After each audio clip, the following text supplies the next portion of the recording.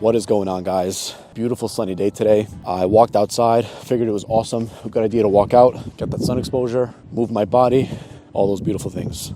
But today I'm going to be talking about an interesting topic I learned from the book I just finished. It's called The 4 Agreements. Amazing book. The book basically teaches you that there are 4 agreements that you should live by. And these agreements are kind of like a code of conduct with yourself, like a code of honor, a code of conduct, a set of healthy rules that you should live by in order to lead a happier, healthier, more productive life, right? But instead of going through all the agreements, what I'm going to do is this. I want to ask you a question. What kind of agreements do you have with yourself? What kind of code of conduct do you carry yourself with? What kind of code of conduct do you navigate life through and with? That's what's more important. I think it's absolutely crucial to have a code of honor or a code of ethics, whatever you call it, code of conduct that is governing your life to lead you to the type of life that you want. Let me give an example of myself. One of the agreements I have with myself is that I never quit. That is my code of conduct. That's my code of honor.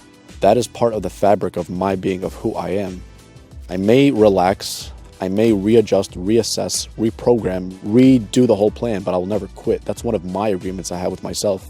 So the question to you is, what are your agreements? There's a good chance that you don't even have an agreement with yourself. That's how most people live their life. They don't have a set code of conduct or code of honor that is governing their life. And when you don't have any of those agreements, your life is kind of run on autopilot. It's run randomly. It's like the software is running all by itself. There's no specific rigid set of rules that are enabling you to do better with yourself. It's like a code of conduct. You see, guys, it's not about rules in the sense of, like, you remember when you were in school, oh, you can't say this, you can't say that. No, not like that. I'm talking about your own rules that you have for yourself. What kind of agreements have you made with yourself? Because here's the thing, a lot of us go through life with mostly negative agreements and 0 positive ones. I'm not even kidding. You could have been a kid who did poorly in mathematics in the 1st or 2nd grade. And maybe you did it because of doubt. Maybe you did it because there was people who were telling you that you're not good at math. And so you grew up believing that you're horrible at math. And because of that, you don't perform well.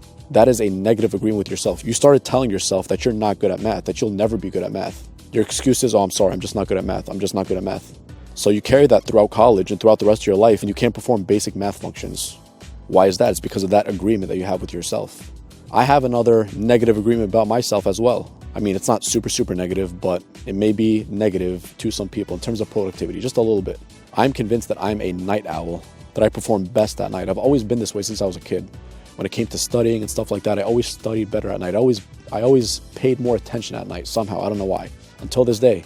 Now I'm asking myself, is that a real thing, being a night owl or a morning person? Or is it just a product of habit, your own habits and rituals? More than likely, it's a product of your habits and rituals. And because of that, that is something that I'm trying to kind of research right now and see what I could do for myself. My best productivity is typically done at night.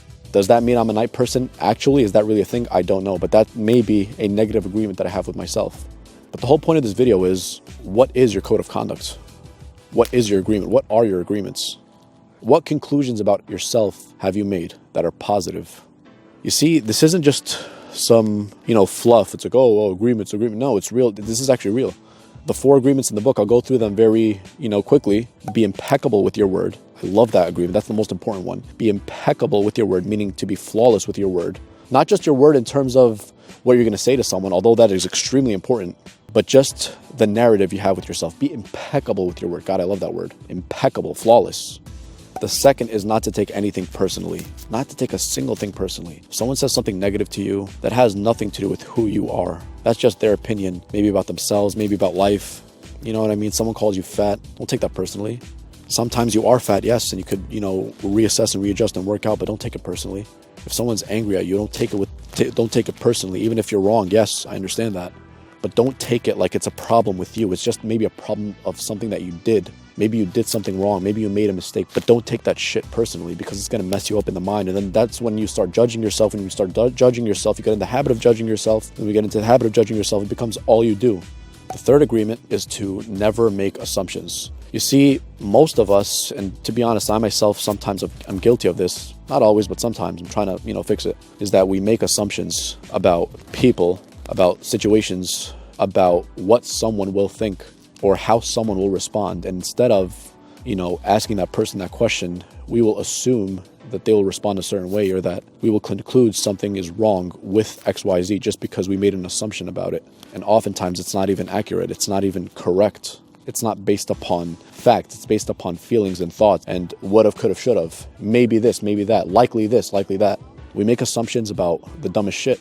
We make assumptions that that person's going to understand us, that that person knows what we want, when oftentimes they don't. We don't communicate. The fourth assumption is to always do your best. I know it sounds generic, oh, do your best, but it's actually true. If you have that kind of agreement with yourself, that you're always going to do your best no matter what, you're always going to put in your 100% no matter what, that is an agreement you make with yourself. Sure, it's impossible to always 100% of the time be flawless and impeccable and do your best and take nothing personally. But the whole point of it is an agreement. It is an agreement that you have with yourself. It's kind of like a code of conduct that I just discussed. It's something that you do. It's just part of your software. Sometimes all you need is just an update in your software. Your software is saying you can't do X, Y, and Z. You can't do this. You will never be able to do this, when really that's not that you can't do it. It's just your negative programming, or maybe it's your old software saying you can't do this because you haven't been able to do that before. Maybe you had bad mentors. Maybe you had people who made you feel insecure about yourself. But the point is, that may be the reason why you can't do your best, because you always fall short, because you tell yourself, I always fuck this up. I always mess this up.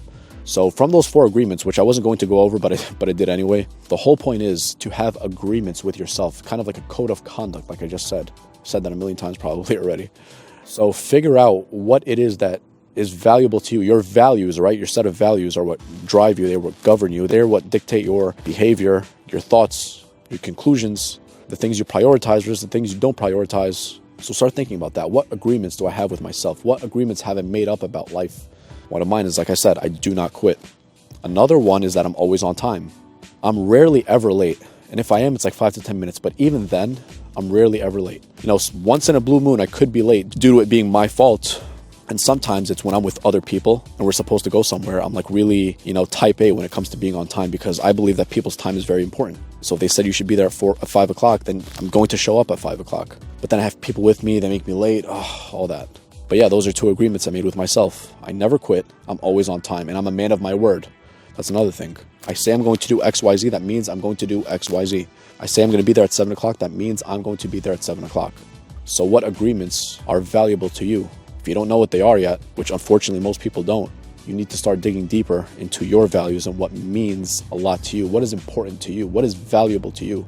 So give that some thought and figure those things out and start living according to your agreements. And as much as possible, be impeccable with your word, with your own self. You're not always going to be perfect. You're not always going to be right. You're not going to have a 100% success rate. However, when you carry yourself with that mentality, that will give you a greater likelihood to succeed in whatever path you're on, in whatever endeavor you choose, and however you choose to conduct yourself. Peace.